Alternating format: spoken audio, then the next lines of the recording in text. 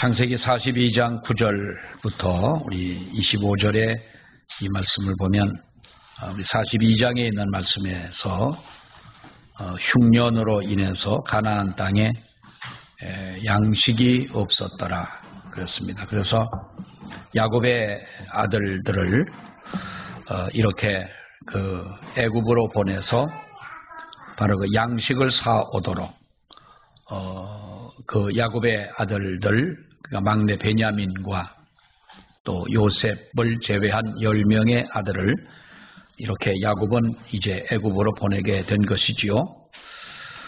그래서 극적으로 그 나라의 총리로 앉아 있는 바로 그 요셉과 또 그를 팔았던 그에게 정말로 어떻게 보면은 못된 일을 저지른 거지요. 동생을 죽이려고 하고 애굽의 종들에게 팔아버리는, 상인들에게 팔아버리는 바로 그러한 형들과의 이 재회야말로 정말 우리가 상상하기 어려운 바로 그러한 만남이 아닐 수가 없습니다.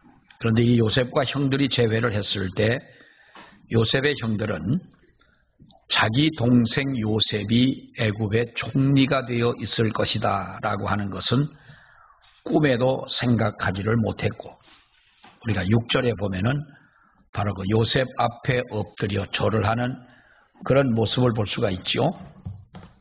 6절의 말씀을 보면은 때에 요셉이 나라의 총리로서 그 땅 모든 백성에게 곡식을 팔더니 요셉의 형들이 와서 그 앞에서 땅에 엎드려 절을 하매 요셉이 보고 형들인 줄을 아나 모르는 체하고 엄한 목소리로 그들에게 말하여 이르되 너희가 어디서 왔느냐? 그들이 이르되 곡물을 사려고 가나안에서 왔나이다 라고 하는 겁니다.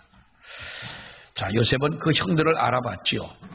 그들이 감히 애굽의 총리 앞에 머리를 들고 얼굴을 눈을 맞추고 할 수가 없는 바로 그런 우리가 그 형들의 모습이겠습니다만은 9절에 있는 말씀을 보면은 이렇게 자기 앞에 엎드려 절을 하는 바로 그 형들을 볼 때에 요셉이 그들에게 대하여 꾼 꿈을 생각하고 그들에게 이르되 너희는 정탐꾼들이라 이 나라의 틈을 엿보려고 왔느니라 라고 말씀을 합니다.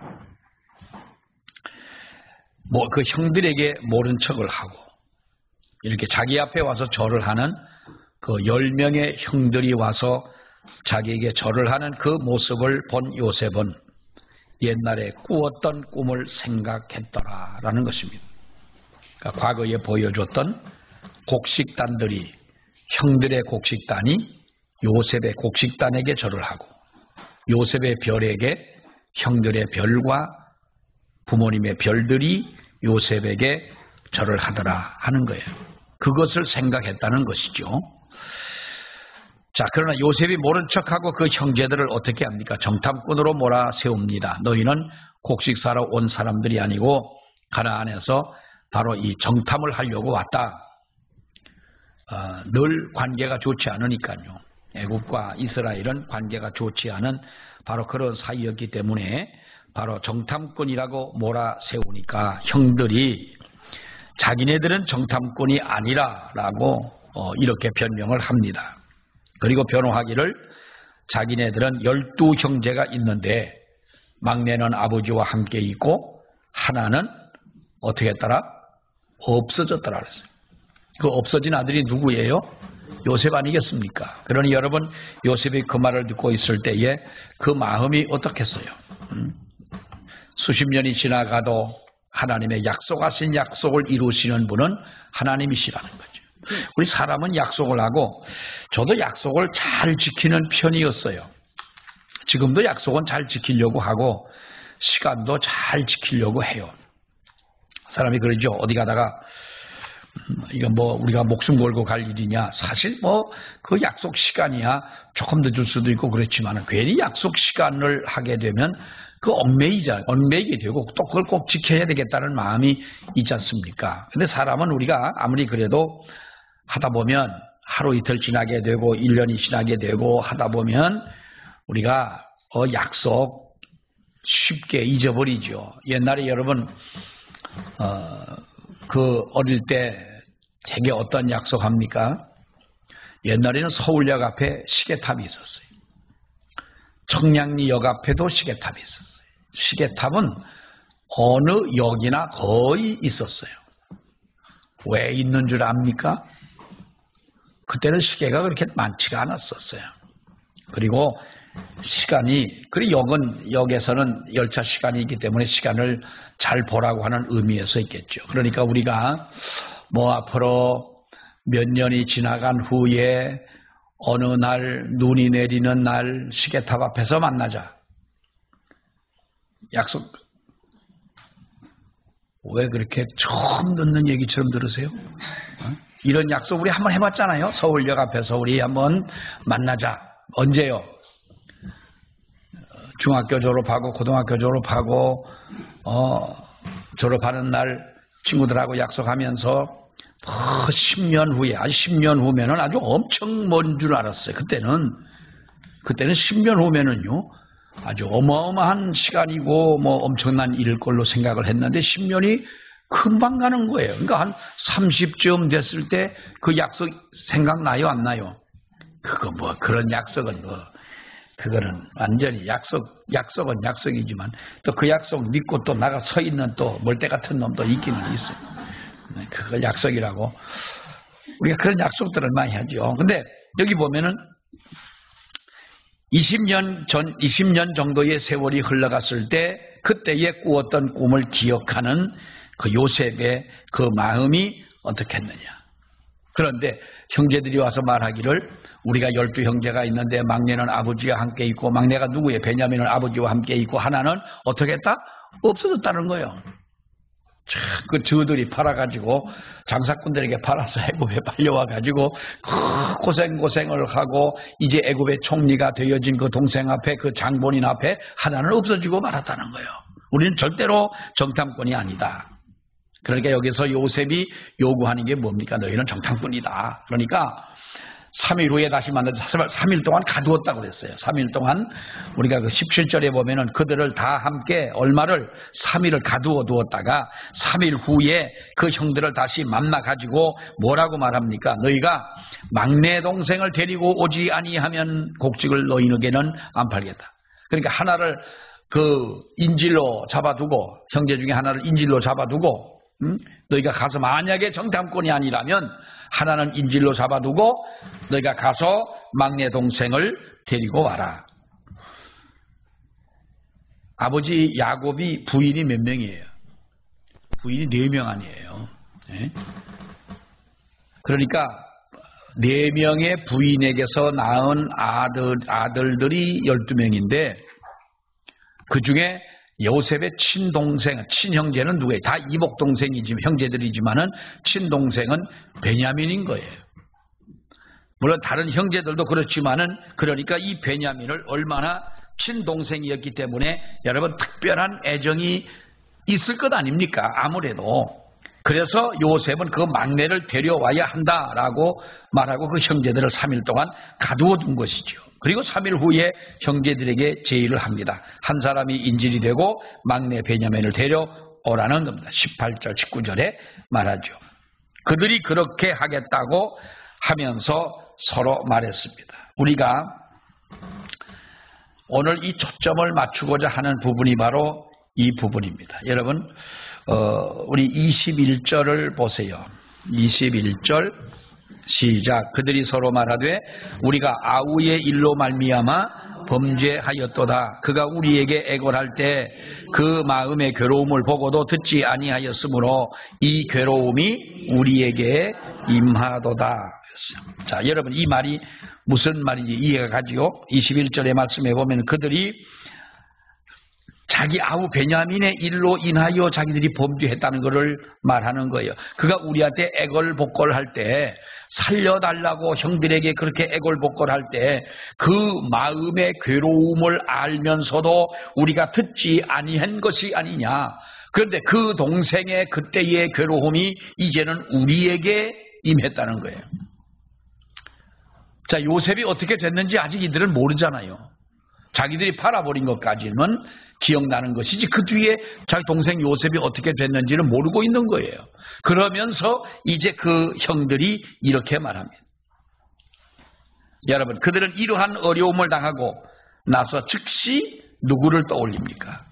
자기 형제들도 감옥에 들어갈 수도 있고 그 위태로운 그런 상황을 만날 수도 있는 이러한 때에 바로 떠올린 것이 요셉이라고 하는 거예요.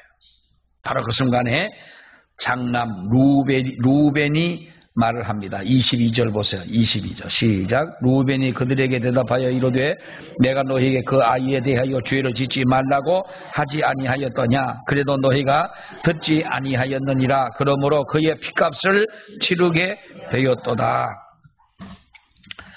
자, 이 말을 듣고 요셉은 우리가 성경에 보면 한바탕 어디 가서 형제들이 모르는 곳에 가서 그리고 말하는 그 형제들을 보면서 눈물을 흘리고 울고 와서 그 10명의 형제 중 시므온을 결박을 하고 이제 인질로 잡아두고 나머지 형들에게 곡식을 주어서 놓아주었습니다. 그리고 다음에는 베냐민을 데리고 와야 인질로 잡아둔 시므온도 풀어줄 뿐더러 너희들이 정탐꾼이 아니라고 하는 것을 이제 내가 인정을 하겠다 하는 거지요. 여기에서 바로 이 루벤이나 그 형제들이 한 말을 여러분 생각을 해보세요. 그 자기들이 그렇게 어려움을 당하고 나니까 얼른 떠오르는 게 뭐예요? 오래전에 자기 동생에게 잘못한 것이 생각이 나더라는 거죠. 그가 애걸복걸하고 그 마음의 괴로움을 알면서도 우리가 그의 말을 듣지 아니하였더니 이제는 그의 핏값을 우리가 치르게 됐다. 21절에 있는 말씀을 보게 되면 이 괴로움이 우리에게 임한다 그랬는데 루벤은 22절에서 그의 핏값을 치르게 됐다는 거예요. 그들의 심정이 어떠한 것을 우리가 볼 수가 있는데 여러분, 여기서 우리는 사람들이 가지고 있는 하나의 그 죄책감이라고 하는 거예요. 죄책감. 우리도 그 죄책감을 느끼고 살 때가 있습니까? 없습니까? 제가 어릴 때 학교를 가다 보니까 남의 집 담 위에 호박이 있는 거예요. 그런데 초등학교 때예요. 초등학교 때. 그때 무슨 과학 시간인가 실과 시간 아무튼 무슨 과목 시간인데 그때 무슨 호박이나 감자나 뭐 그런 걸 가지고 무슨 뭐 이쑤시개 같은 걸 해갖고 다리를 해 세우고 또 이렇게 아무튼 뭐 그런 걸 하는 거를 이제 어릴 때니까 그걸 배웠잖아요. 근데 가만히 가다 보니까 학교를 가다 보니까 그 생각이 나길래 그래도 그 호박이 가만히 있으면 심심하니까 내가 나무를 잘라가지고 다리를 박아줬어요. 이렇게 박아주고 하나를 하다 보니까 하나는 외로울 것 같아가지고 저 옆에 있는 걸 또 하나 해가지고 둘이 마주 보도록 이렇게 해줬어요. 근데 그 두 개 가지고는 뭐 조용했어요. 그래 그 다음날 한 번 경험이 있어가지고 숙달된 조교가 돼서 그 다음에는 보이는 호박마다 그렇게 해놨어요. 학교를 갔다가 오는데 학교하고 우리 집하고 가까웠었어요. 저 학교에서 뭐 여기 오는 것보다도 더 가까운 그런 거리였는데 거기 오는 사이에 이 동네에 뭔가 난리가 난 것 같아요. 어떤 놈이 우리 호박에다가 말뚝을 박았니? 난 내가 박은 거 가지고는 말 안 하는데 말뚝이라고 그러길래 나는 뭐 조그만 작대기 저 이쑤시개 같은 거보다 좀 큰 걸로 박았지 난 말뚝은 안 박았거든. 난 아니겠지 하고 왔어요. 근데 우리 어머니가 들어오시더니 너 학교 갈 때 아무네 집에 호박에다가 너 말뚝 박았냐? 그래서 난 말뚝은 안 박고 이쑤시개보다 조금 굵은 걸로 난 그렇게 조그만 걸로 난 다리 박았다 그랬어요. 그래가지고 어릴 때 제가 그 집에 가서 그 사과를 해야 된대. 사과를 해야 된다고 그래서 할 수 없이 가가지고 사과를 했죠. 죄송하게 됐다고. 근데 또 그럴래 이놈아 그러는 거예요. 그 아저씨가. 내가 거기서 나도 초등학교라지만은 그래도 나도 배운 놈인데 내가 또 그런다고 그러겠습니까? 절대로 절대로 내가 그러지를 않겠습니다. 그랬어요. 근데 그때 생각에 내가 왜 그랬냐 하면 호박이 그렇게 싫었던 거예요, 호박이. 그때부터 호박 안 먹을 때거든요. 그러니까 호박을 보기만 하면은 아주 싫고 그런 마음이 있었던 거예요. 그래가지고 이제 그랬는데 우리는 사람이 어떤 살아오면서 한동안 여러분 그러니까요. 한번 그 주인 아저씨한테 혼나고 나서부터는 호박만 보면 그 생각이 나요. 그 다음에 보면 호박만 보면은 그 생각이 나는 거예요. 다리를 박아가지고 누워있는 놈 세워줄 생각보다는 아하, 그럼 안 되겠구나. 죄책감이 마음속에 있는 거예요. 우리 사람들은 여러분 우리가 죄책감을 가지고 살아가고요. 또 어떤 문제가 생기게 되면은 내가 무엇을 안 했기 때문에 이런 일이 내게 벌어지지 않느냐라고 생각하는 경우가 있습니다. 며칠 전에 인간극장을 아침에 나오는 인간극장을 잠깐 보다 보니까 젊은 24살 먹은 무당인데 신내림을 받은 젊은 무당인데 이 24살 먹은 친구가 무당을 하는 거예요. 구슬하고 무당을 하는데 왜 그랬냐? 이유 없이 잠이 쏟아지고 몸이 아프고 그래가지고 병원을 가면 아무런 증상도 없고 그랬는데 어떤 데 가서 그래서 괴로워서 어디가 점을 쳐보니까 신내림을 받아야 된다 그러고 신내림을 받지 않으면 너희 아버지가 죽는다는 거예요. 3년 내인가 뭐 5년 내에 네 아버지가 죽는다. 그러니까 네가 신내림을 받아라. 대개 여러분 보면은요 무당이나 그런 사람들이 점을 치고 할 때에 뭐 그런 소리에 놀래요? 아이고 참. 아니 저 소리보다 이 소리가 더 크잖아. 우리가 그런 소리를 들으면 무당들 대개 보면 점치다 보면 이럽니다. 이렇게 봅니다. 얼굴 쳐다보다가 아이고 얼마나 어렵게 살았어. 눈물을 얼마나 어렵게 살았냐 그러면 괜히 눈물 나요 안 나요? 어? 저 사람이 날 보고 내가 울고 싶은데 울고 싶어도 안 우는데 어떻게 저렇게 내 속을 뚫어보고 그러냐? 그 무당도 한두 번 하다 보면 여러 번 다 알잖아. 하는 방법이 있잖아. 그래가지고 이야기 좋은 말 합니까? 아이고 그래 용기를 가지고 힘내서 기도하고 열심히 살아 이럽니까? 너 굳어지 않으면 아이고 3년 내에 큰 집안에 우한이 있겠어. 우한은 우한을 데리고 오는 거 알지? 그러면서 굿을 해야 된다는 거예요. 그 말 듣고 굿 안 할 강심장이 어디가 있어요? 그래가지고 여러분 우리 사람들이 그런 것 때문에 만약에 정말로 그것을 하지 않고 있다가 아버지가 진짜 죽었다. 아니 아버지는 언제 죽잖아. 언제 죽어도 죽잖아. 아버지들은요 언제라도 죽어요. 여러분 아버지도 돌아가셨잖아. 듣고 봐요. 돌아가셨잖아. 아니 그러면 아우 진짜 그래서 돌아가셨나. 뭘 해야 되는데 안 해서 돌아가셨나. 그런 죄책감 우리가 갖게 되는 게 사실이잖아. 자, 이 요셉의 형들이 똑같은 거예요. 그 곡식을 사러 갔다가 총리 얼굴도 제대로 쳐다보지 못하고 총리가 너희가 정탐꾼이 아니냐라고 하는 이 한마디에 요셉을 생각한 것 아닙니까 여러분? 그들의 마음속에 뭐가 있어요? 거기서 나오는 말이 뭐예요? 그 마음속에 괴로워하던 그 얼굴의 그 표정, 그 심리를 지금도 생생하게 기억하고 있고 그를 우리가 팔았기 때문에 지금 우리는 그의 핏값을 우리가 받고 있는 것이 아니냐. 그 현실적인 어려움을 자기들의 지은 죄악과 금방 연결시켜 해석을 하는 거예요. 도대체 일이 얼마나 걸렸습니까 여러분? 요셉이 한번 계산해 보세요. 아무리 머리가 나쁘더라도 자 요셉이 몇 살에? 17살에 팔려갔어요. 17살에 팔려가가지고 총리가 될 때까지 몇 살이에요? 총리가 될 때 몇 살이요? 30살 아니요 30살. 그러면 몇 년이 흘렀어요? 이거 계산 잘 안 되는 사람도 진짜 있더라고. 요즘에 계산 못하는 사람도 이러니까요. 어떤 분이 핸드폰을 꺼내가지고 그 계산기를 두드리고 있더라고. 아니 30에서 17 빼면 13 나오는 거는 그거 쉽잖아. 그거까지는 해야 되잖아. 자, 또 그 30에 총리가 돼가지고 바로의 꿈을 해석을 할 때 뭐라 했어요?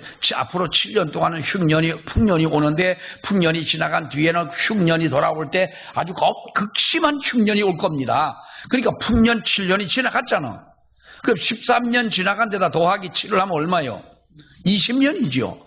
그러면 흉년이 시작되자마자 이들이 왔는지 1년 후에 왔는지는 거기는 좀 시간에 우리가 잘 알 수 없는 공간이 있다고 하겠지만은 그것을 제외하더라도 13년 지나가고 7년이 지나가고 그러니까 20년이 지나갔을 때 요셉의 나이가 몇 살이요? 응? 57? 37. 37살쯤 40이 채 안 됐을 것이다. 자, 37 정도 됐어요. 우리가 지금 생각하면 37 그러면 아이고 그저 머리에 피도 안 말른 애들 그렇게 생각하지만 17살 때의 37은요 20년 위는 아버지뻘 아니요? 예, 아버지뻘이지. 15살 정도 이상 되면 삼촌뻘이고 아버지뻘 되는 분 아닙니까? 그 긴 세월 동안 이 형들의 마음 속에 어떤 마음이 쌓여져 있느냐는 거예요. 해결하지 못한 자기들의 저지른 죄가 아직도 그들을 잡고 있었다는, 그들의 마음을 잡고 있었다고 하는 거예요. 여러분, 지나친 죄책감을 가지고 고민하는 이들의 모습을 보게 되면 어떻게 보면은 아주 고민하는 의로운 모습처럼 보이기도 하지만은 사실상 주님의 대속의 피로 용서함을 받지 못하고 있는 이들의 마음이라면 예수 그리스도 십자가에 흘린 피를 무색하게 하는 것이 아니냐는 거지요. 물론 이 형들이 동생에게 한 행동이 잘했다는 것도 아니고 양심의 가책을 느낀다는 것이 잘못됐다는 말은 아닙니다. 사람이라면 마땅히 우리가 양심의 가책을 느껴야 되고 잘못도 알아야 되지만은, 자, 우리가 전체적으로 볼 때에 이 사건은요, 누가 계획한 일입니까? 하나님이 계획하신 일이었던 거예요. 하나님께서 요셉을 애굽의 총리로 세우고자 하는 그 계획을 가지고 요셉을 그렇게 하나님께서 인도하셨고, 제일 가까운 형들을 통하여 요셉을 애굽에 팔도록 하신 것은 분명한 것입니다. 물론 그때니 예수 그리스도가 오시기 전이기 때문에 그들의 마음 속에는 그러한 무거운 양심의 가책을 가지고 살아갈 수도 있겠지만은, 우리들의 마음이 지금 이러한 죄책감에만 시달린다면 우리는 예수 그리스도의 피를 무색하게 하는 것이다. 죄 용서함을 받고 죄를 지은 것은 인정을 하고, 그리고 하나님 앞에 진심으로 회개를 하고 그 모든 죄에서 자유함을 얻고 살아가야 하는 것이 우리 예수 믿는 사람들의 마음이 아니냐 하는 거예요. 네? 그리고 죄의 용서함을 받은 사람들이라면 용서함을 받은 사람답게 우리는 살아야 되는 거예요. 미량이라고 하는 영화에 보면 그런 대목이 나오잖아요. 배우 전도연이죠. 그분이 영화에서 자기 아들을 죽인 사람이 감옥에를 갑니다. 감옥에를 가요. 그런데 이 전도연이가 예수를 믿고, 그것이 여러분 기독교 영화입니다. 예수를 믿고 은혜를 받고 나서 어떤 마음이 생깁니까? 자기 아들을 죽인 그 사람을 용서해 줘야 되겠다고 그 사람을 찾아갑니다. 감옥으로. 그 사람을 만났습니다. 자기 아들을 죽인 그 사람도 교도소에 가가지고 예수를 믿게 되고 하나님의 은혜를 받았어요. 전도연이를 만나고 난 뒤에 그래도 이 사람은 저 사람이 내 아들을 죽였지만 용서해 줘야지 하는 마음으로 가지고 갔는데, 그 사람이 입으려고 하는 말이 나는 다 용서함을 받았다는 거. 하나님이 나의 모든 죄를 용서했다. 그러므로 나는 죄를 용서받은 사람이라고 그거를 자랑하는 거예요. 그럼 우리는 무슨 말을 해야 돼요? 야, 이 나쁜 놈아. 그래야 되지요. 네가 그럴 수가 있냐? 아니, 은혜를 받았다는데 왜 우리가 그 사람을 나쁜 사람이라고 해야 되느냐? 용서함을 받았지만 자기가 하나님 앞에 용서함을 받았다면 자기를 용서하러 온 즉 자기가 지은 죄에 대한 바로 그 상대방이 앞에 있다면 그 사람에게도 용서를 빌어야 되는 것이 아니냐는 거예요. 하나님에게 용서함을 받았다고 우리는 모든 죄가 다 물론 구속사적 입장에서 구원받는 데에서는 용서를 받은 것은 사실입니다. 그러나 용서함을 받은 사람이라면 용서함을 받은 사람답게 살아가야 되는데 그것이 어떤 모습입니까? 나를 용서할 수 없는 그 사람 앞에서도 내가 용서를 빌 수 있는 사람, 용서함을 받은 사람답게 그러한 모습을 보일 수 있는 우리들이 돼야 한다는 것입니다. 우리가 죄를 짓고도 뻔뻔해서는 안 되지요. 하나님 앞에 아주 나는 죄를 짓지 않은 사람처럼 이렇게 살아서도 안 될 것입니다. 죄를 졌다고 다 모든 걸 또 우리가 사람 앞에 까발리고 할 필요는 또한 없는 겁니다. 하나님과 나와의 관계라면 하나님 앞에 용서함을 받으면 그것이 큰 은혜이지만 사람들과의 관계 속에서 내가 하나님 앞에 용서를 빌고 용서함을 받은 것이라면 이후에는 내가 용서받은 사람답게 살아가야 된다는 거예요.